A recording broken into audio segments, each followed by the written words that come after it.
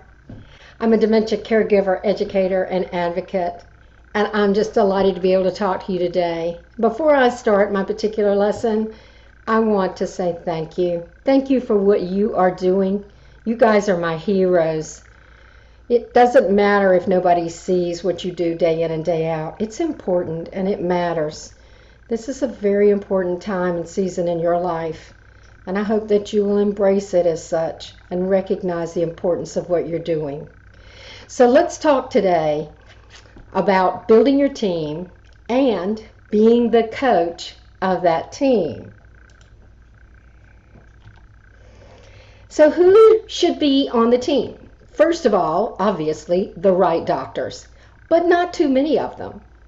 In my particular caregiver journey, I was able to simplify this to the LBD specialist and our primary care doctor, both of whom trusted me as that caregiver. I spent quite a bit of energy building a relationship with both those people so that we viewed each other as colleagues on this journey.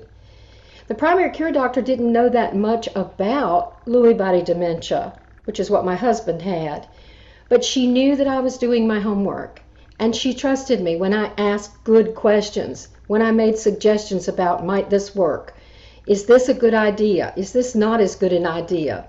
Can you help me in this way with maybe a prescription that I could already have because we know this is likely to happen on a weekend? Things like that made a huge difference for us. It was a very trusting relationship, even though she didn't know the disease that well. She was willing to learn about it, and she was willing to learn and listen to me. And as LBD caregivers, we are often in the position of having to do a lot of homework because a lot of physicians don't know. So it's important to have a doctor who has that level of wisdom and humility, who's willing to learn from you as you learn. The other person on the team, if you can possibly find it, should be an LBD specialist who really does understand clinically how to treat this disease, how to address the wide variety of things that may come up with medicines that are more likely than not going to help. We know that there is hypersensitivity to medication with Lewy body dementia, and we know everything is not going to work for everybody. One of the mottos we always say in my dementia caregiver class is, if you've seen one LBD patient, you've seen one LBD patient. The same holds true for all the dementias we have found in teaching this class over the years. If you've seen one, you've seen one. So just because a medication worked with someone else doesn't mean it's necessarily going to work or work in the same way with your loved one, and vice versa. If it didn't work for them doesn't mean it's not going to work for you. And so having someone who is an LBD specialist who is willing also, if they don't already know, some neurologists may not already know about LBD, but they're willing to dig in and really learn the details. And this particular conference, one of the richest moments in this conference is that video offered by Dr. Bradley Bove, who is considered among the very best in the world, on how to treat the various symptoms. And watching that 20-minute video alone will give you as a caregiver so much more information to be able to take with you. Copying that chart at the end of that video will give you tools to use where you can go in and help educate maybe the primary care doctor that doesn't already know as much as you wish they did. So choose the right doctors who have the right attitude and or the right expertise. But try to limit the number of doctors, because when too many specialists become involved, it's so easy with Lewy body dementia especially to make mistakes, because the view of that particular specialist might be narrow in terms of addressing symptoms, and that narrowness could backfire for you. So try to keep the number of doctors as low as you can. Here again, the mantra, simplify, simplify, simplify, is going to work when you're choosing the right doctors. Okay, what about some of those other non-memory symptoms that we're talking about today? Therapists, such as speech therapists. You don't think about speech therapy with dementia, really? Well, yes, it's going to probably come up. It may be softness of voice, softness of speech. It may be the ability to even initiate speech. It may be a muscular problem with swallowing. So a speech therapist can give a surprising amount of help at various points in your journey. So considering a speech therapist, a physical therapist for the movement issues with Lewy body dementia in particular, and with later dementias also, could be helpful if your loved one is able to follow the directions. You may have to be the one who keeps initiating things if initiation is a problem for your loved one. An occupational therapist may be able to come into your home or give you all kinds of pointers for things you can do to modify your home to make it an easier and a healthier and a safer place for both of you to live.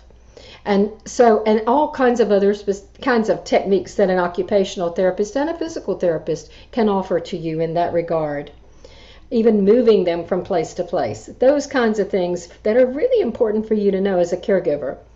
I found that a massage therapist in our journey was particularly helpful for my husband. He had muscle spasms and cramps, which does happen with a lot of LBD patients. And the massage therapist just came in and he would light up when he saw her coming because he knew that he was going to be able to really relax and have some comfort in those leg muscles that were giving him a fit, and the arm muscles and the hand muscles. She was able to help him a lot with that. So you may not have considered how important that might be, and some of them will actually come into your home and offer those services. So various therapists can be a part of your team at various points in the journey and make a real difference for you. One person that was very important, or a team of people actually, were at our local pharmacy. And they are people that you don't have to have an appointment with. You can just walk right up and ask your questions, especially for things like medical interactions. What they know who the best doctors in town are, and they talk a lot with people about different medications, and so they're going to have some wisdom to be able to share with you, that particularly having to do with medication, that and they're so available, but that wisdom that is more available is so valuable to you at various points. So try to develop a relationship with the pharmacist and make that person or group of people a part of your team. One of the most important people on our team in our journey for John and me was our counselor. And I write about this in my book. It takes up almost half of the book. It actually, John said, gave that relationship and that going to that counselor, John said, gave him clarity. And this was in the middle of the dementia journey. Think about that. That's powerful. The counselor gave him clarity. And John said he helped me almost as much as Dr. Coffer, who was John's neurologist. And I was shocked by that statement. The counselor helped me immensely in from the day we started going, in terms of communication, in terms of perspective, in terms of being able to stay focused on the moment, that ability to be able to calm myself down, to recognize when I needed to do that. And he helped me all the way through with the grief process after John passed away. So a counselor is hugely important member of the team that I hope you will consider, at least for yourself. Your loved one may or may not be able to benefit, but you most definitely should be able to benefit from that kind of person on your team. Now, who are some other people? There's the social network group, family members, neighbors, friends, your church. Family, some of them are likely to disappoint you. This is very, very common. It's quite unusual for everybody in the family to show up and do things very, very well and make it easier on you. It does happen. And if that's you, you are truly blessed. But for many people, there are going to be people that in the family who disappoint you and surprise you. And those people, I hope, here again, in my book, I have a chapter on this. And I hope that you will be able to cope with those people by just letting them go for a season. Let them go for a season. And it doesn't mean you're breaking the relationship. It's just in your own heart and mind, you're releasing them, and you're releasing your obligation to spend a lot of emotional energy and time with those people. And try to focus on the people who are showing up. And sometimes neighbors can be really, really helpful. You will find out who your true friends are. They will be the people who show up. They will be the people who stick with you, who make those frequent phone calls, who bring things over, who just ask you out for a cup of coffee or to go get some ice cream or just to get away. They are very, very, very valuable to you on this journey. For some people, the church just is a wonderful resource. For other people, we have to be honest, some churches basically don't get it done, and they don't show up the way they should. Now, be sure that that's not because you're holding back in terms of what's going on. If you can find trusted people in your church and share with them, and actually ask people to join your team. This is a time when you've got to kind of get over yourself, and you've got to say, I need help, because you do. It's just the way it is. We need help when we're in the middle of doing this. We should never try to do it alone. It's not a solo sport. It's a team sport. So welcome those people, family, neighbors, friends, church. Let them know. When they ask you, oh, if there's ever anything I can do, have a little list ready. And whip out that list, either physically or in your own head, and say, oh, well, yes, it would be wonderful if the church could, like once a week, if somebody in the church could just bring over dinner. That would help me so much. Give them a way to help you. Ask for help. This is an appropriate time in your life to ask for help, because when this is over, you're going to be available to give that help to other people, hopefully. And so it's your turn. Take your turn. That's okay. One of the other people on your team that you may not have considered is a handyman. For those of you, a lot of women are caregiving for their spouses or the parent, and they're going to need somebody to climb up and change that light bulb, to change the filters, to get this little thing done and this little thing repaired. A handyman is a huge resource for you. Certainly was for me. Don't know what I would have done without my handyman. And somebody you can call, somebody you can trust, and who takes care of those things, because you just can't do everything yourself anymore. And that's okay. You may need to have somebody come and clean your house if you can afford to do that. Or that's a place where a friend, a family member, someone at church could offer that to you every now and then, even if it's just once a month. Somebody coming over, or a team of people coming over and just kind of straightening up for you. That's okay. This is a time when that works. I think you're going to find that it's a blessing for them as well as for you. The other group that you may want to tie into and have join your team are support groups. Let's talk about those. There's a pretty wide variety. Here in North Carolina, there is the Wake Forest Dementia Caregiver class, and this is my email address. I have neglected to mention that there in the Raleigh area, there is an LBD specific group run by Lori Idle, and I'm hoping that the people can provide that information for you who can add to what I have here, and give her contact information as well. She's been running that group for over 10 years and does a fantastic job. The Wake Forest Dementia Caregiver class is a hybrid. It's a support group / class, because there's always an educational piece. There's always something in our meetings where we are adding to the wealth of knowledge that you need to have as a caregiver, in addition to the traditional support groups type of support. If you are the spouse of a person with Lewy body dementia, LBD Caring Spouses Group has been in operation online in email format since 2002. So 20 years plus here for the LBD Caring Spouses. Here again, if you will just copy this link. You can join. You can also send me an email and tell me you want to join, and I can plug you in. I'm one of the moderators of that group as well. If you can get on Facebook, I do not recommend some Facebook groups. They can get a little crazy, but the ones run by the Lewy Body Dementia Association, called Lewy Body Dementia Care Partners, Living with Lewy Body Dementia, and Living Together with Lewy. These are 3 support groups that are very well moderated and would help you specifically if your loved one is dealing with Lewy body dementia. I do recommend those groups to you.